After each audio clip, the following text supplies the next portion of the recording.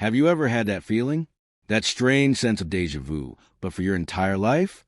You wake up, you go to work, you eat the same meals, talk to the same people, watch the same shows, and go to bed only to repeat it all the next day. It's not that your life is bad, it's just contained. It feels like you're living in a room, a comfortable room, with familiar furniture and walls you know by heart. But you've started to notice the walls. You've traced their edges with your fingers. And you're beginning to wonder, how far could they go? What lies beyond them? That room is your current mental horizon. It's the boundary of your knowledge, your beliefs, your experiences, and your perspectives. We all have one, and it's built brick by brick from the moment we are born. But the most exciting truth about this room, the secret that can change everything, is that its walls are not made of brick and mortar. They are made of thought, and they are movable. Welcome. Today, we are embarking on a journey not across oceans or continents, but across the vast, untapped landscape of your own mind. We're going to talk about how to push back those walls, not just by an inch, but by miles. We're going to explore powerful, practical, and profound techniques for mental growth that will fundamentally change the way you see yourself and the world around you. This is about transforming your life from a repeating loop into an ever-unfolding adventure, from a small, familiar room into a sprawling, magnificent palace of the mind. Before we take our first step on this incredible journey, I want to invite you to join our community of curious minds. If you are ready to break down your own mental walls and build a bigger, richer, more vibrant life, do me a quick favor. Take a second to hit that like button below. It really helps the channel reach more people like you. Be sure to subscribe and click that notification bell so you don't miss our future deep dives into personal growth psychology and living a more meaningful life. Your support means the world and allows us to keep creating content like this. All right, are you ready? Let's begin to dismantle those walls. The journey of expanding our mental horizons begins with a simple yet profound admission: I do not know. It's a humble starting point, but it's the only one from which growth is possible. The moment we believe we have it all figured out, the walls of our mental room solidify into concrete. The world becomes a fixed, static place. But the moment we embrace curiosity as a core value, those walls become permeable, translucent, and ready to be moved.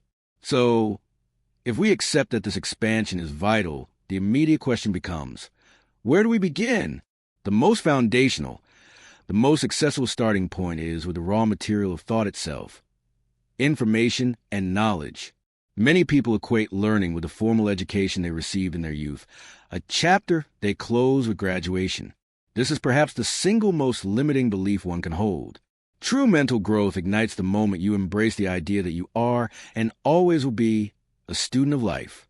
And the greatest library in the world is open 24/7. I'm talking, of course, about the universe of books. Reading is the most potent and direct method for mental expansion ever invented. It is the act of downloading decades of someone else's experience, research, insights, and wisdom directly into your brain in a matter of hours. A single nonfiction book can represent years of a PhD's dedicated research, condensed into a few hundred pages. A single great novel can encapsulate a lifetime of deep, nuanced observation about the human condition, love, loss, and society.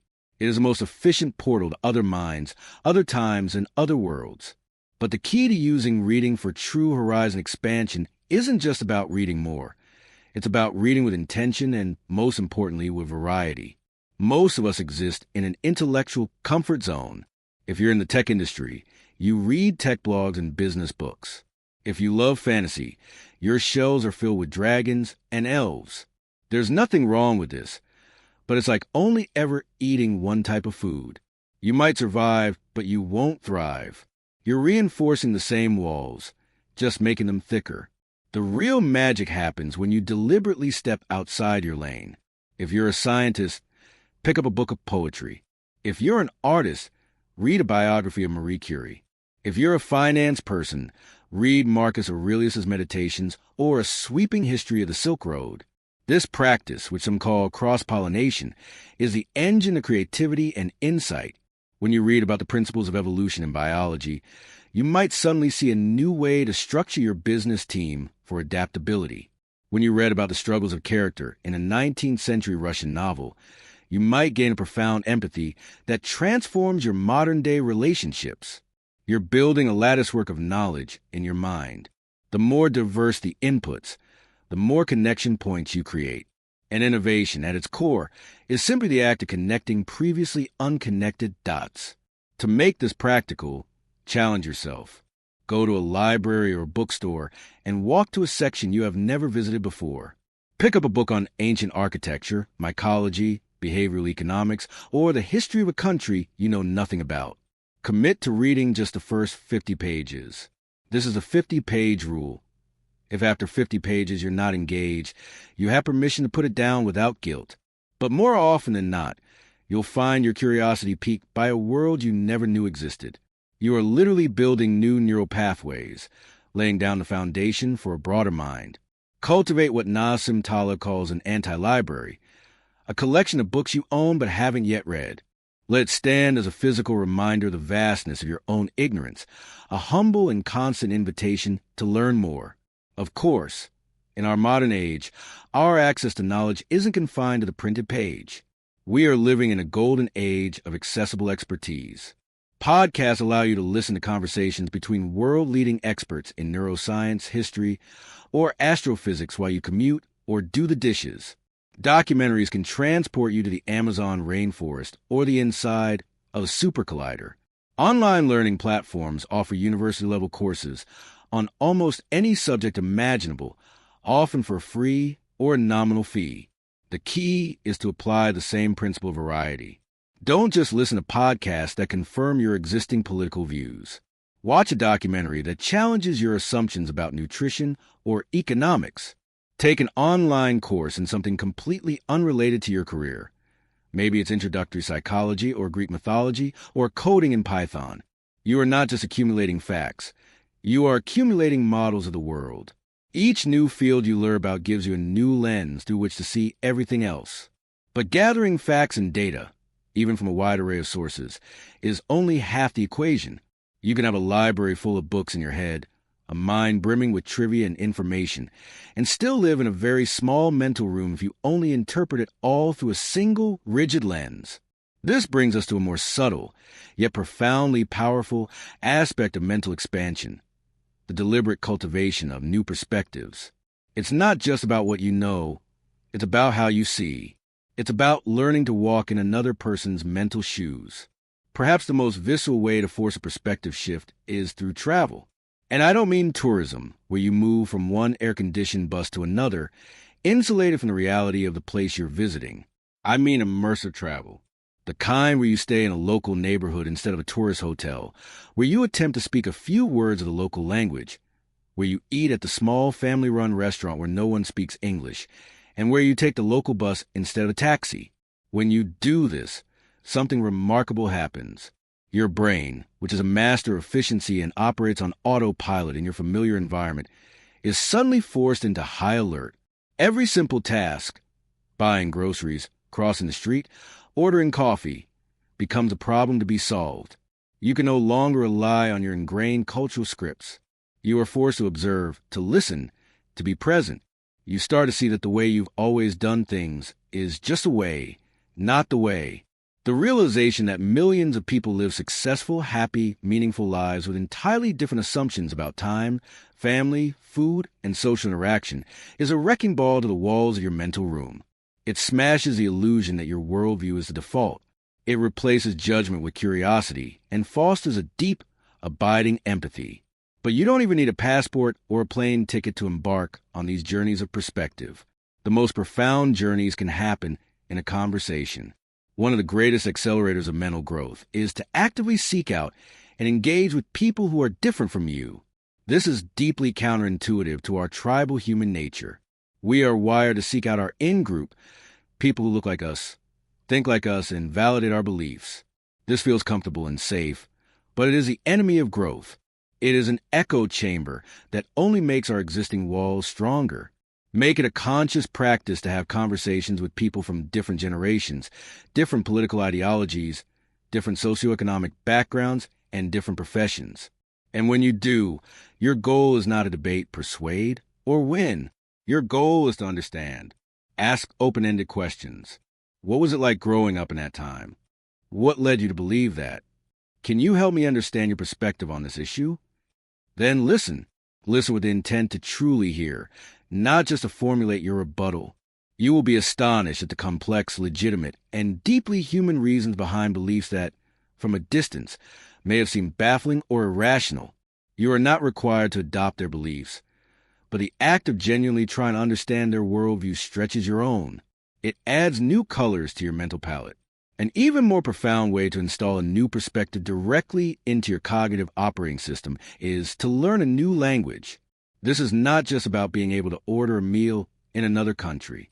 A language is not simply a set of new labels for old concepts. A language is an entirely different architecture of thought. It is the DNA of a culture. For example, the German word schadenfreude describes a pleasure derived from another's misfortune. The Japanese have kamaribi, the word for scattered light that filters through the trees. These aren't just vocabulary words. They are concepts that give you a new way to perceive and categorize experience. When you learn a language with a different grammatical structure, like one that doesn't have a formal future tense, it can subtly change your relationship with time and planning.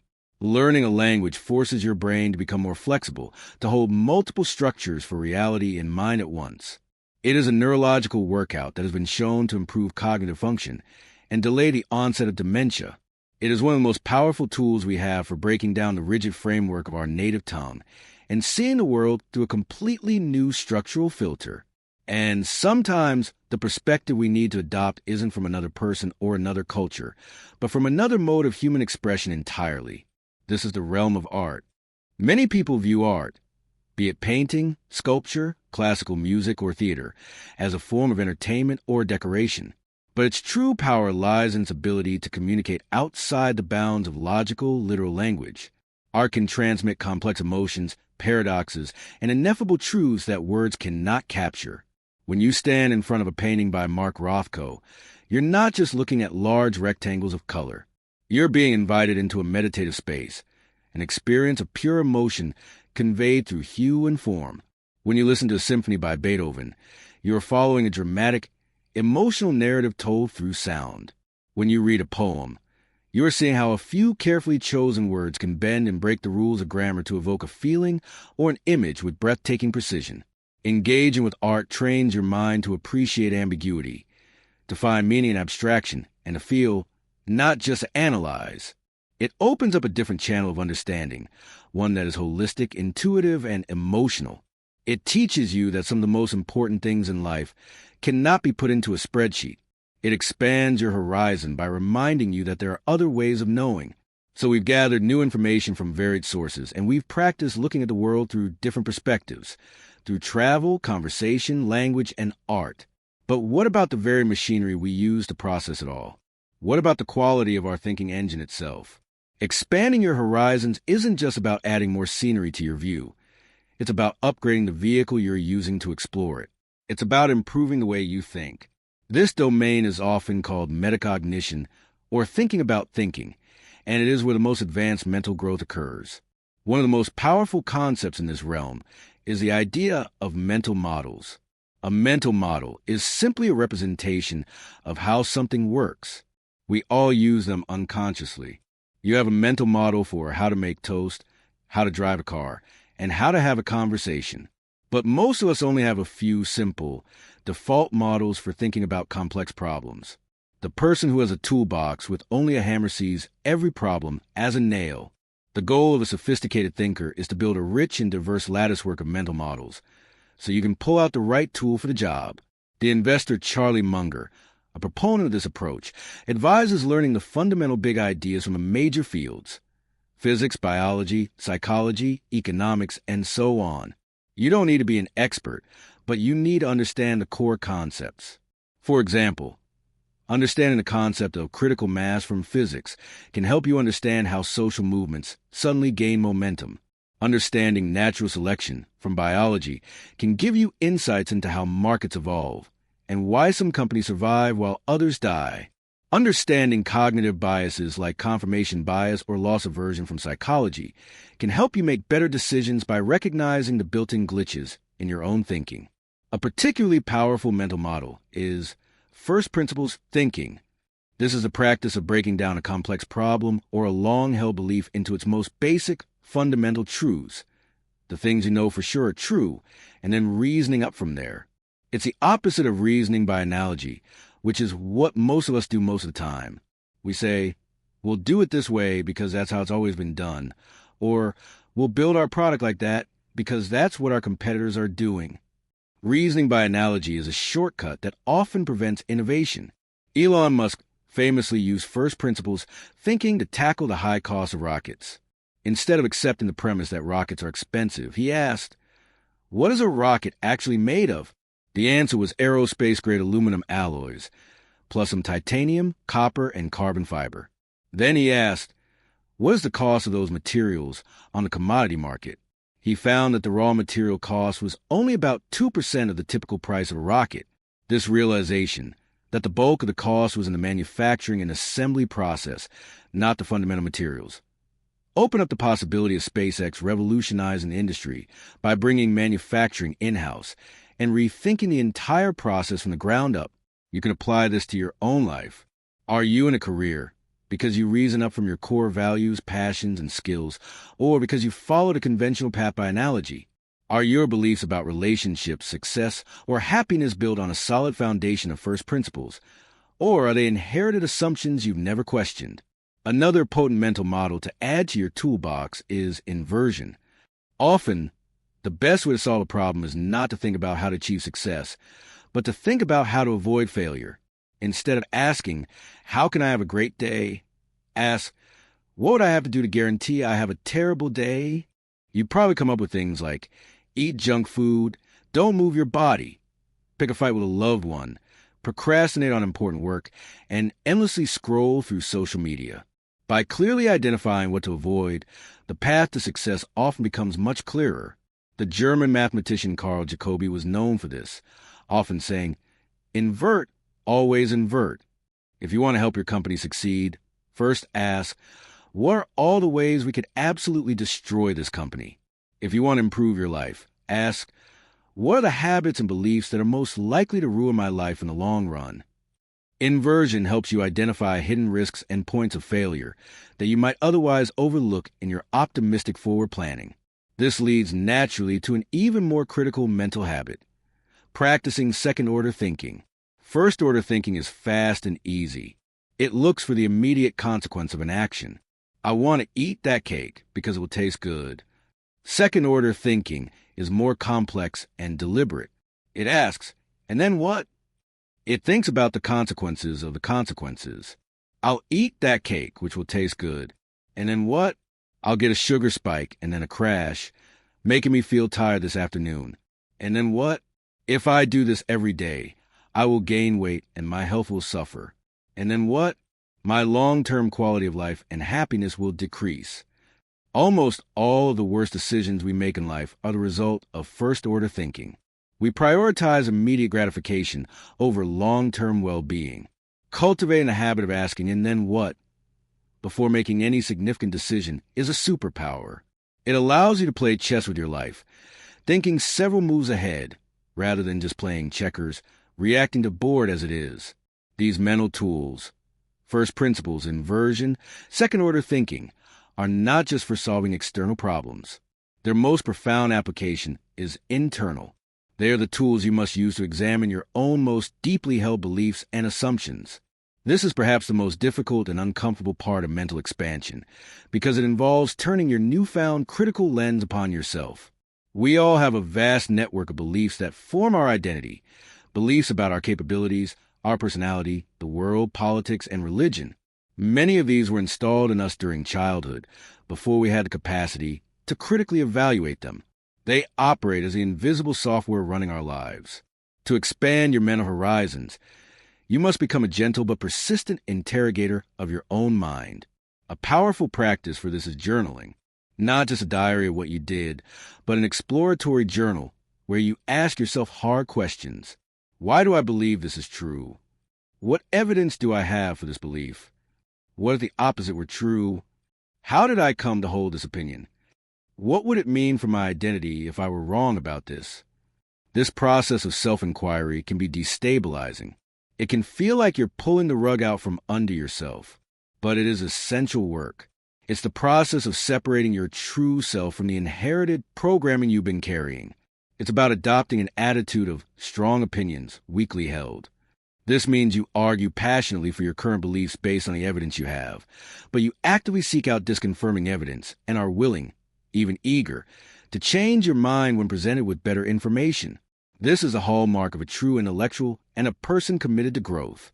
As you do this work, you will inevitably come face to face with one of the greatest hallmarks of an expanded mind, the ability to embrace nuance and ambiguity. Our brains crave certainty and simplicity. We like things to be black and white, right or wrong, good or evil. This binary thinking is efficient, but it is a crude and distorted map of a reality that is almost infinitely complex and nuanced. A small mind sees a political issue and immediately labels one side as good and the other as evil. An expanded mind understands that most complex issues involve legitimate competing values, that there are intelligent and good-willed people on all sides of the debate, and that the optimal solution is likely a messy compromise found in the gray area. Learn to say, "I don't know," or "it's complicated," is not a sign of weakness.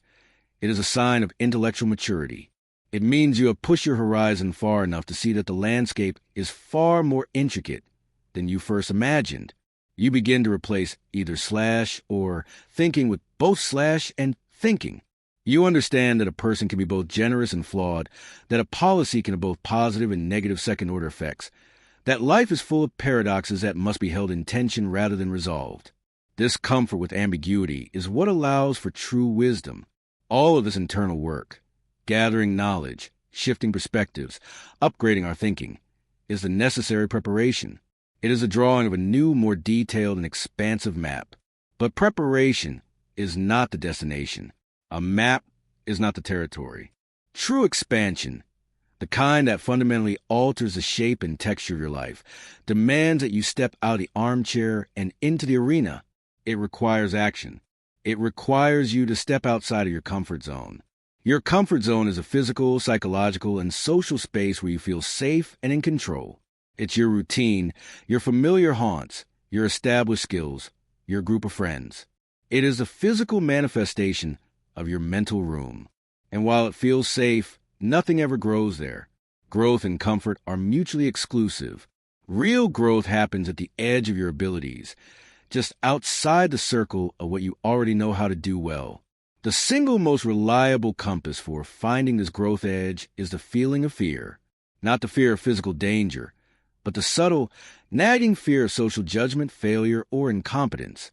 That feeling you get before you speak up in a meeting, before you introduce yourself to a stranger at a party, before you sign up for that public speaking class, or before you hit publish on that article you wrote. That fear is a signal. It's your nervous system telling you, this is it. This is the boundary of your current self. Step across this line, and you will become more. The practice, then, is to learn to use this fear not as a stop sign, but as a green light, to feel the fear and do it anyway. This doesn't mean you have to take massive, terrifying leaps all at once. In fact, that can be counterproductive, leading to overwhelm and retreat. The key is to consistently take small, manageable steps into the discomfort zone. Think of it as a process of gentle, persistent stretching. If you're shy, your goal isn't to give a keynote speech tomorrow. Your goal is to make eye contact and smile at the barista. Next week, your goal is to ask them how their day is going. If you're afraid of being a bad cook, your goal isn't to host a 5-course dinner party. It's to try one new, simple recipe this weekend. This principle is sometimes called exploring the adjacent possible. At any given moment, there is a set of new possibilities that are just one step away from what you can currently do. You can't jump from being a novice pianist to playing a Rachmaninoff concerto, but you can learn to play a simple scale.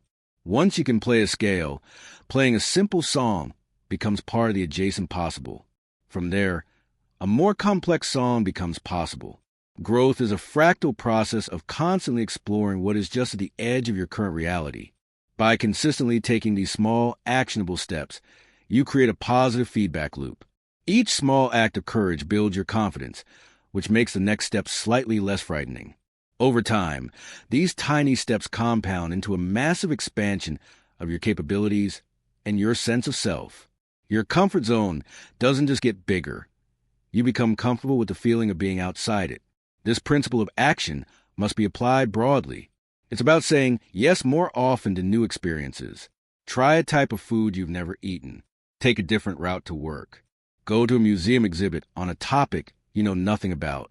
Join a club or a team, a sports team, a book club, a volunteer group. This injects novelty and serendipity into your life. It creates opportunities for unexpected encounters and discoveries that would never happen within the confines of your rigid routine. You are deliberately putting yourself in the path of new information, new people, and new perspectives. You are living the expansion, not just thinking about it. One of the most powerful forms of this is to deliberately take on a new, challenging skill. Learn a musical instrument. Take up a craft like pottery or woodworking. Learn to dance. Learn to code. This is profoundly important for several reasons. First, the process of being a beginner at something as an adult is incredibly humbling. It forces you to be bad at something, to be awkward, to ask for help. This breaks down the ego and cultivates a beginner's mind, which is open, curious, and free of the preconceptions of the expert. Second, it physically changes your brain. Learning a complex motor skill like playing a guitar or juggling creates new neural pathways and strengthens the connections between different brain regions. You are literally making your brain more powerful and more plastic. Finally, it provides you with a new domain of embodied knowledge. Knowing about music is different from the feeling of your fingers finding the right chords. This embodied understanding is a different, richer kind of knowledge that can be gained from books. And as you venture out into these new experiences, as you take these courageous steps, there's one final practice that ties everything together and makes the growth stick: mindfulness. Mindfulness is a simple yet profound act of paying attention to the present moment on purpose, without judgment. In a world of constant distraction, our default state is to be anywhere but here. We are thinking about the past, worrying about the future, or lost in our smartphones. This means we can have a novel experience but completely miss the richness of it because our minds are elsewhere. When you try that new food, don't just swallow it. Pay attention to the colors, the smells, the textures, the flavors. When you're having that conversation with someone different from you, don't just be thinking about what you're going to say next. Be fully present with them. Listen to the tone of their voice. Watch their body language. Feel the energy in the space between you. When you are struggling to learn that new skill, pay attention to the feeling of frustration without judgment. Notice the subtle shifts as your body slowly learns the new movements. Mindfulness is what allows you to fully download the data from your new experiences. It turns a fleeting event into a lasting memory and a deep insight. It is a mechanism by which action translates into genuine wisdom. Without it, you are just collecting experiences like souvenirs on a shelf, untouched and unintegrated. With it, every moment becomes an opportunity for discovery, a lesson from the University of Life. Expanding your mental horizons is not a one-time project. It is not a destination you arrive at. It is a lifelong process. It is a commitment to a way of being. It's about choosing curiosity over certainty, choosing courage over comfort, choosing growth over stagnation. It's about seeing your life not as a fixed state, but as a dynamic, evolving masterpiece that you are actively creating day by day, choice by choice. The room you started in, with its familiar walls, never truly disappears. It becomes a foundation, but you build upon it. You add new wings of knowledge, new windows of perspective, new workshops for honing your thinking, and new gardens where you take action and experience the world in all its vibrant, complex, and beautiful glory. You push the horizon back and back and back until you realize that there is no horizon. There is only the endless, breathtaking expanse of what is possible. And the journey through it has just begun. Thank you for joining me on this deep dive into mental growth. This is a huge topic, and we've only scratched the surface. But I hope these ideas have given you a map and some tools to begin your own journey of expansion. The most powerful ideas in the world are useless unless they are put into action. So I encourage you to pick just one thing from our conversation today. Just one, and apply it this week. Maybe it's picking up a book from a different genre, starting a conversation with someone new, or simply taking a different route on your daily walk and paying attention. If this conversation resonated with you, if it sparked a little bit of curiosity or desire to push your own walls back, please help us spread these ideas.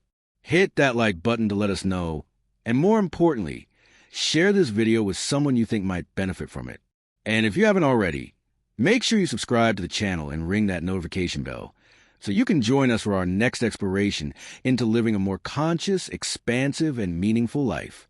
Your mind is the most powerful tool you will ever possess. Don't let it live in a small room. Thank you for watching.